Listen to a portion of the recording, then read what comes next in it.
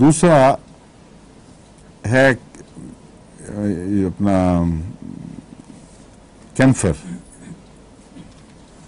کیمفر عموماً بعض لوگ چھوٹی طاقت میں استعمال کرتے ہیں، 6 میں 6x وغیرہ میں یا چھوٹی میں. میرے نزدیک تو 30 میں بہت اچھا کام کرتا ہے، اس لیے بہت لو جانے کی ضرورت نہیں ہے. 30 میں